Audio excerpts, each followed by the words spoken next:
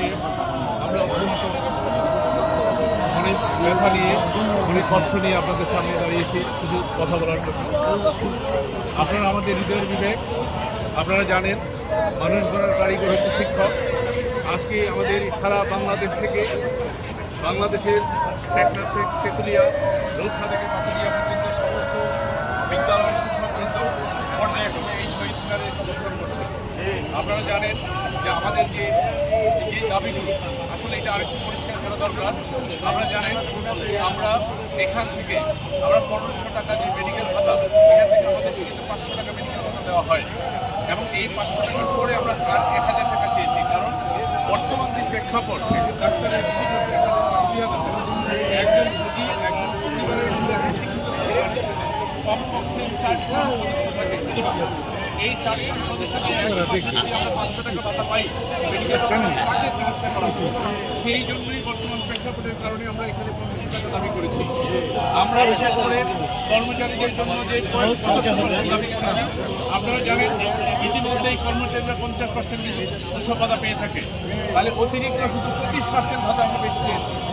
এই 25% মিলিয়ে কিন্তু 75%, হয়তো আপনারা জেনে যাবেন 75% মানে অনেক কিছু বেশি, আসলে না, আসলে অতিরিক্ত আমরা চেয়েছি মাত্র 25%। পাশাপাশি যেটা হচ্ছে আমাদের, আমরা 1000 টাকা বাড়ি ভাড়া পাই, একজন কর্মচারী থেকে শুরু করে আমাদের একজন প্রিন্সিপাল পর্যন্ত প্রত্যেকেই 1000 টাকা আমরা বাড়ি ভাড়া পাই। আপনারা জানেন অত্যন্ত হৃদয় বিদারক, বাংলাদেশের কোথাও আনাচে কানাচে এখন 1000 টাকা দিয়ে কোনো বাড়ি ভাড়া কিন্তু পাওয়া যায় না, মাটির ঘরও পাওয়া যায় না 1000 টাকা দিয়ে। সেটাকে, কারণ আমরা শিক্ষক, সেটাকে মেনে নিয়েছি। কিন্তু আমরা 2018 সাল থেকে এই কথাগুলো আমরা সরকারকে বিভিন্ন সময় মেসেজ দিয়েছি, আমরা সরকারকে বিভিন্ন সময় আলটিমেটাম দিয়েছি, আমরা জানান দিয়েছি বিভিন্ন সভা সমাবেশের মধ্যে দিয়ে, বিভিন্ন অবস্থান কর্মসূচির মধ্যে দিয়ে। আমরা গত প্রেস ক্লাবের সামনে প্রায় 18 দিন ছিলাম ওখানে, সেখান থেকে কিন্তু আমাদের দাবিগুলো জানিয়েছিলাম। আমাদের বাংলাদেশের এই ইন্টেরিয়র গভর্নমেন্টের যিনি আমাদের অভিভাবক, যিনি আমাদের চেয়ার আবরার মহোদয়, তিনি আমাদের নেতৃবৃন্দকে ডেকে নিয়ে গেলেন, ডেকে নিয়ে বললেন যে ওখানে আপনাদের কত টাকা লাগতে পারে, আপনারা যে দাবিগুলো করেছেন সেই দাবিগুলোর মধ্যে আমরা চেয়েছিলাম সরকারি নিয়মে বাড়ি ভাড়া, কিন্তু তখন বলে যে আমাদের তো ফান্ড নেই, কী করা যায়। তখন এইটা নিয়ে আলোচনা করতে করতে আমাদের নেতৃবৃন্দ এখানে 20%-এর যখন প্রস্তাবনা দিয়েছে, তখন তিনি বলেছেন আচ্ছা আমরা 20%-এর যে বিষয়টা সেটা নিয়ে আমরা কাজ করছি, আপনারা আমাদেরকে হিসাব দেন। আমাদের সমস্ত মাদ্রাসা অধিদপ্তর, আমাদের কারিগরি অধিদপ্তর এবং জেনারেল শিক্ষক মাধ্যমিক শিক্ষা প্রতিষ্ঠান অধিদপ্তর থেকে আমরা আমাদের সকল হিসাব নিকাশগুলো 5% থেকে শুরু করে 20% পর্যন্ত দিয়েছিলাম। আমরা এই তথ্যগুলো যখন পেয়েছেন, প্রত্যেকটা অধিদপ্তর সকলগুলো কম্পাইল করে আমাদের শিক্ষা মন্ত্রণালয়ে পাঠিয়েছে, শিক্ষা মন্ত্রণালয় থেকে সেটা অর্থ মন্ত্রণালয়ে পাঠিয়েছে।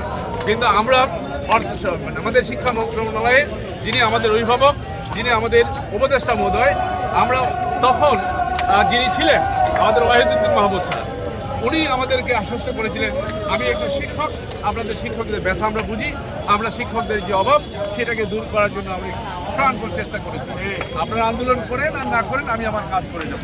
সেই আশা রেখে, সেই প্রত্যাশা রেখে তিনি আমাদেরকে তখন বলেছিলেন যে আপনারা আন্দোলন করলেও পাবেন, না করলেও পাবেন। তখন আমাদের যারা নেতৃবৃন্দ ছিল তারা এই আন্দোলনটাকে স্থগিত করেছিল যে আমরা আর করতে চাই না, আপনার উপর ভরসা রাখতে চাই। তিনি তারপরেই যিনি কাজটা করেছেন সেটা হচ্ছে আমাদের উৎসব ভাতা ছিল সামনে, তখন উনি উৎসব ভাতাকে 25 থেকে 50% উন্নীত করেছেন। কিন্তু কর্মচারীরা কিন্তু 50% তখনই পেত, তখনই তারা 50% পেত। কিন্তু তখন আমাদের নেতৃবৃন্দ বলেছেন আমাদেরকে 25% দিয়েছেন, কিন্তু আমাদের কর্মচারীদেরকে কিন্তু আমরা এখনো বৃদ্ধি করতে পারি নাই, আপনারা আমাদের কর্মচারীদের বিষয়টা ভাবেন। তখন তারা আশ্বস্ত করেছিল 75% হিসাবটা আপনারা, তখন আমরা কিন্তু 75% হিসাব দিয়েছিলাম। সুতরাং এই প্রেক্ষিতে আমরা আমাদের যত হিসাবগুলো আমরা সেখানে পৌঁছিয়েছিলাম, তারা আশ্বস্ত করেছিল। তখন আমাদের যিনি নতুন মহাসচিব, আমাদের মহাপরিচালক এসেছেন, তিনি আমাদেরকে নেতৃবৃন্দকে বলেছিলেন যে আপনারা আপনাদের আগামী 1-2 মাসের মধ্যে আপনারা আমাদের সমস্ত কিছু যা পারি আমরা আপনাদেরকে দিয়ে দেবো। তখন আমরা তাদেরকে সময় বেঁধে দিয়েছিলাম 12ই অক্টোবর 10ই অক্টোবর যে 10ই অক্টোবরের মধ্যে আপনারা আমাদের দাবিগুলো পূরণ করে দেবেন, আমরা সমস্ত যার যার কার্যক্রম দাবি যারা চালিয়ে যাবো।